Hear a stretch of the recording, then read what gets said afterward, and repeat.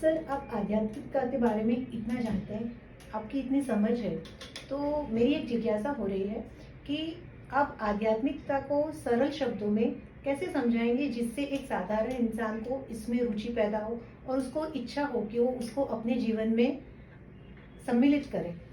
तो बहुत अच्छा सवाल है आपका पायल जी। रुचि एक बहुत अच्छा शब्द यूज़ किया, रुचि। ना रुचि, सबसे पहले तो आदमी को मैं पूछूं रुचि क्यों होती है। रुचि तभी होती है जब कोई आदमी की चाहने वाली चीज़ मिल रही हो। अब सवाल समस्या ये है, किसी को पूछें कि आपको चाहिए क्या जीवन में, तो उसका किसी को भी आप पूछेंगे कि जीवन में क्या चाहिए, तो ठीक से जवाब एकदम नहीं मिलेगा। उसका कारण क्या है? उसका कारण है कि कभी उस पर चिंतन नहीं हुआ। अगर चिंतन हुआ है तो लॉपसाइडेड हुआ, एक तरफा हुआ। किसी को पूछा आपको क्या चाहिए, तो इमीडिएटली कोई बोल सकता है पैसा, कोई बोल सकता है पीस, कोई बोल सकता है रिलेशन, संबंध, लेकिन क्या चाहिए? फिर अब तीनों अगर बताते तो बोलेगा नहीं मुझे तीनों चाहिए। क्या तीनों चाहिए? समराइज करें तो 3R चाहिए। रुपीस यानी कि संपत्ति, रिलेशंस यानी कि संबंध, रेस्ट यानी कि समाधि, यानी कि समाधान, यानी कि सामायिक। अलग अलग लोगों ने अलग अलग, यानी कि शांति। अलग अलग लोगों ने, अलग अलग महानुभावों ने, अलग अलग बुद्ध पुरुषों ने इसको अलग अलग नाम दिए।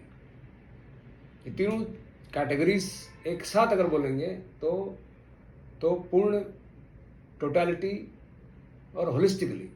होलिस्टिकली का मतलब मैं समझूं, मतलब मैं शेयर करूं तो पूरा पूरा, समूचा, टोटलिटी।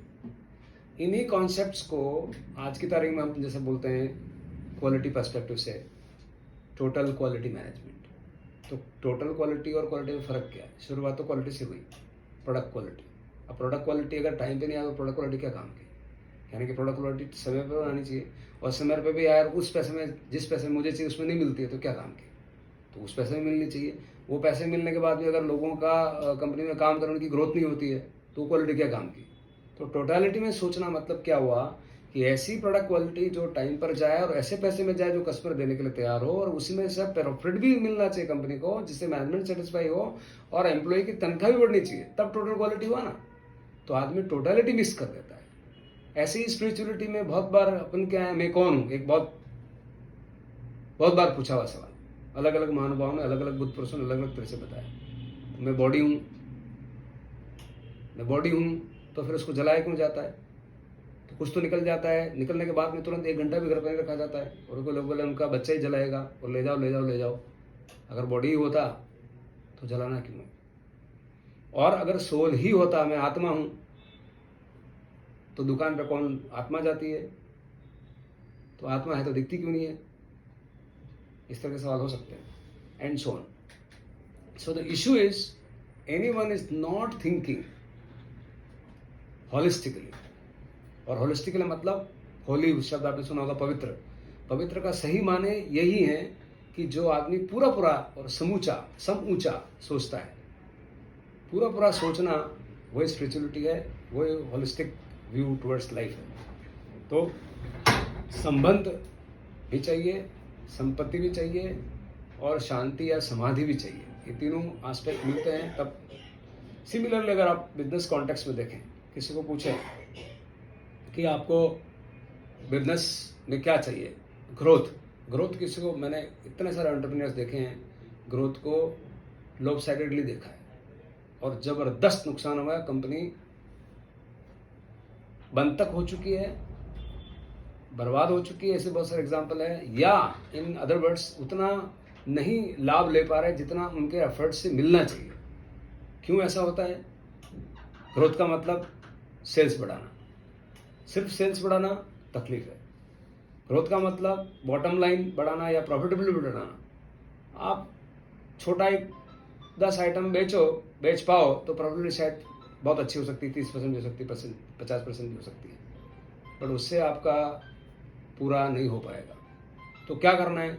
हमें टॉप लाइन भी बढ़ाना है और हमें बॉटम लाइन भी बढ़ाना है, और साथ ही साथ बॉटम लाइन टॉप लाइन बढ़ गया बट पैसा उधार दिया नहीं आया, तो तीनों एक साथ सोचना, टॉप लाइन, बॉटम लाइन और कैश फ्लो, तब जाके ग्रोथ होती है। तो आदमी जब होलिस्टिकली नहीं सोचता है, एक तरफ चला जाता है, एक तरफ जाना ही नॉन स्पिरिचुअलिटी है, और सारी तरफ चीज़ों को नजर रखते हुए आगे बढ़ना वो ही स्पिरिचुअलिटी है, या होलिस्टिक एटीट्यूड है, या होलिस्टिक व्यू है। दूसरा और एग्जाम्पल है, आज कोई भी रिलेशंस है, उसकी नींव क्या है? उसकी नींव यह है कि मैं बोल रहा हूँ वो सही और वो सोच रहा है वो सही, तो कभी मिलान नहीं होगा, समता नहीं आएगी, फ्रेंड नहीं बनेगा। अगर मैं ये सोचूं कि वो क्या सोच रहा है पहले, और आप सोचो कि मैं क्या सोच रहा हूं, यानी कि you see that situation circumstance holistically, तो आप जुड़ जाएंगे। कोई भी एम्प्लॉय है, कंपनी में गलती कर रहा है, तो एक व्यू क्या है कि आदमी खराब है, दूसरा व्यू क्या है कि आदमी खराब क्यों होता है, फिर पता चला कि उसकी मेथड खराब है। तो मैन खराब है अलोन इज रॉन्ग, मेथड खराब alone is also wrong. Main method जब मिलके खराब हो रहे हैं तब इशू होता है, तो आप पूरा देख नहीं पाते हैं। और अगर मैन खराब है, लोग छोड़ के चले जाते हैं, आधे इधर आधे उधर, बाकी मेरे पीछे। और मेथड गड़बड़ होता है तो दूसरे आदमी भी चले जाते हैं, तो रिटेंशन नहीं हो पाता है, संबंध नहीं बन पाते। तो what is the summary of thinking win win is think the things, seeing the things holistically. और सीइंग द थिंग्स होलिस्टिकली सबसे बड़ा सूत्र आइंस्टाइन ने दिया है। आइंस्टाइन ने क्या बोला है कि ट्रेन में बैठा आदमी, क्या वो बैठा है या चल रहा है, तो उसके व्यूज हैं। अगर आपको बाथरूम विजिट करना है तो ट्रेन में बैठा है, और बड़ौदा से अहमदाबाद ट्रेन जा रही है और अहमदाबाद का पर्सपेक्टिव है, तो ट्रेन चल रही है, मतलब वो मूव कर रहा है, तो मूव भी कर रहा है और बैठ भी रहा है, दोनों साथ में होता है। तो one is multiple. I normally share one is multiple means Om, O for one, M for multiple. भगवान ने इसको अनेकांत बोला है, आइंस्टाइन ने उसको थ्योरी ऑफ रिलेटिविटी बोला है। तो theory of relativity is spirituality, I would say. Seeing the things holistically is spirituality, I would say.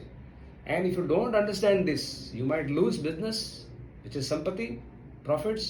You might lose sambandh, which are relations, and you might lose your restfulness, and you become unrestful. You become stressed. You become frustrated. These are the losses. Otherwise, these are the gains of spirituality. Thank you.